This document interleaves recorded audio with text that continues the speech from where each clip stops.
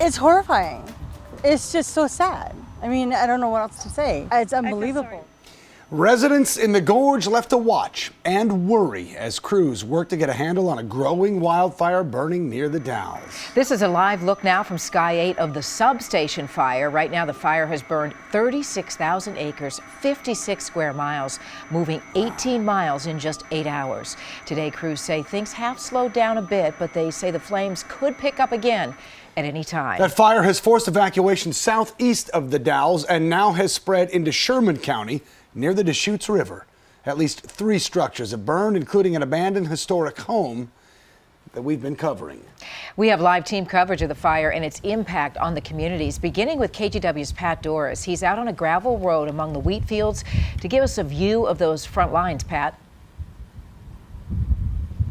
Well, Kathy, Chris, it is impressive, and you can see the fire front has kind of split. That's the north, and you can see kind of the big plume there and then some more distinct columns. And then as we come over here to the south, you'll see there's another plume over here that's been strong enough it's been blocking out the sun for the last hour or so.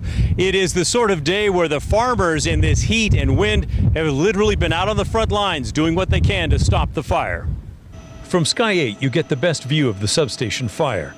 The front is so big, it's impossible for crews to cover it all. So the farmers here in Sherman County have mobilized their own teams with tractors and dozers, and especially with these large disc machines to cut the fire lines. Logan Padgett is a local farmer and member of the Oregon Farm Bureau. He came off the front lines briefly to give some insights to what the farmers are thinking out there. It could get kind of crazy today. The wind's supposed to pick up this afternoon. It's hot, it's dry. The wheat is fully ripe. It's primed to burn, unfortunately. With large farms and lots of rangeland, Sherman County does not have that many people, only about 1,700. But when something like this happens, everyone stops what they're doing and pitches in. And everyone feels the loss when the wheat fields burn. We have to save up water for 2 years to raise one crop because of the low rainfall. So you have 2 years worth of work, and it all comes down to, for most of us, about 2 weeks worth of harvesting. And some of these guys have worked for 2 years and are seeing their entire 2 years worth of work go up in smoke right now instead of reaping the benefits. At a briefing earlier today, fire bosses pointed out there is some reason for optimism. It's burning in wheat fields and the scrub grass that you see around here. And some of this stuff, you know, it just really light, flashy fuels. It burns really fast, really hot.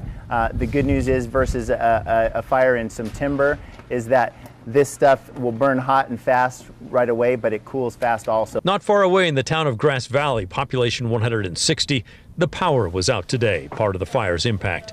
Everyone here is under level 2 evacuation notice. Marcia Benson has bags packed by the door and the trailer hitched to her truck. Her husband is one of the many out on the fire lines and told her not to worry, but she is ready just in case. When it gets a little bit, then we'll go ahead and load. So my daughter can drive one rig, I can drive the other, and it shouldn't take us but 10 minutes to get everything in. So a lot of people on edge this afternoon. Back live now looking from Sky 8. You can see one of the front edges, the many fronts on this fire getting near the river. There are a number of professional fire crews who are in from Portland and Corbett and elsewhere trying their best to coordinate this fire, but it is going to take a little bit of luck and a lot less wind to get this thing to knock it off. Back to you. Pat, thank you. You can hear the wind right there whipping across his microphone. Now, the fire moving so fast, crews are having trouble keeping track of the damage. Social media brought this to light. The historic Charles E. Nelson home on 8 Mile Road is gone. The Dalles Chronicle reporting it burned to the ground. KGW's Maggie Vespa continues our team coverage live from Dufur. And Maggie, reports are popping up left and right of damage. Kathy, they definitely are. And firefighters said in that news conference today they were having trouble keeping track of those reports, but they expected more. And when you see the size of a plume of smoke like this, it's easy to understand why, again, they're having trouble keeping tally of all the damage. You can also see the land that is burned here in the foreground. And, you know, once again, we came to this area here in Dufur because of a report on social media, and we found another house destroyed. Steps of this home are still burning this afternoon. The foundation bare and smoldering. This house sits on Roberts Market Road in rural Wasco County. No one was around when we arrived. Among the charred remains, a mailbox and a swing set. From the hilltop nearby, giant widespread plumes of smoke form, morph, and dissipate by the minute. The wind is intense and unrelenting. Spotted through this barbed wire fence, flames on the move. We have health services available for them. We have emotional support. At the Dalles Middle School, one evacuee eats lunch provided by the American Red Cross. Mark McNabb came from Murrow. He has mobility and respiratory issues, so he left under a level 2 evacuation warning. He's not worried this fire will destroy his home, but he knows others have already lost theirs. You can't help it. You feel sorry for the people who lost their houses and buildings, and it disrupts your lives, but it's, that's part of living out in the country too. And kind of to his point, this is an eerie sight out here. You can see what looks like a farm here in the distance, and then as we pull the camera back, you can see just how close the fire line is to that farm and how close all of the smoke is to it as well. But as far as we can tell, those structures remain untouched. So it's really just the luck of the draw out here. And again, there is no official count at this point of how many have been evacuated or how many homes or buildings have been destroyed or damaged, because firefighters right now are too busy just trying to get a handle on this blaze. Back to you.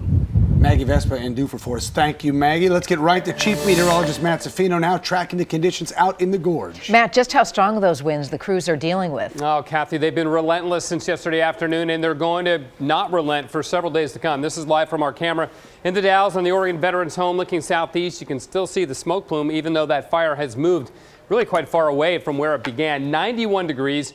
Winds are sustained at 18 miles an hour, and that may not sound strong, but an 18-mile-an-hour wind is strong, and certainly strong enough to push the flames of a fire. Look at the wind gusts that we've had in the Dalles just since noon. 33 miles an hour, 32 miles an hour, 2 o'clock. Last hour, 32 miles an hour. It's basically been gusting at about 30 miles an hour all morning, right into the afternoon, and that's going to continue for the next several hours. Tonight, it'll be windy. Hate to say it, but that's the truth.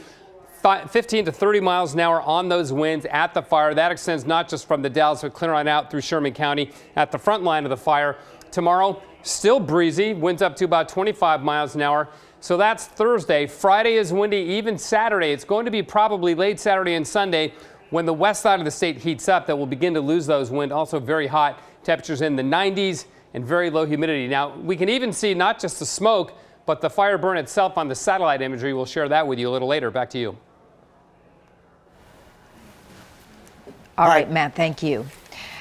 We want to take a look now at the view from Sky 8 as we continue to watch what is happening out there in terms of the fire. Yeah, this shot breaking up just a bit, but we're told that, Chris, there was a fire burning here in this picture in, what we've been talking about that is in the Dalles, Dufur area. Yeah, conditions are tough out there, so our signal's going in and out a bit, but the chopper at Sky 8 is looking eastbound right now. You can see a lot of the damage done by that fire, and as you saw at the bottom of that picture, some outbuildings there still kind of charred from the fire. Visibility about 0 there. That fire moving quickly, and as we heard, has slowed a bit, but still expected to pick up. You can see right there earlier today how fast that fire was moving, coming up over the hill, and a couple of those outbuildings, those two appear to be saved, but others not so lucky. Also, Sky 8, you get a sense, from that shot when they pan up of just how smoky it is out there, how thick, and then the wind pushing that. Also how large. I mean, that is just a huge plume of smoke. All right, well,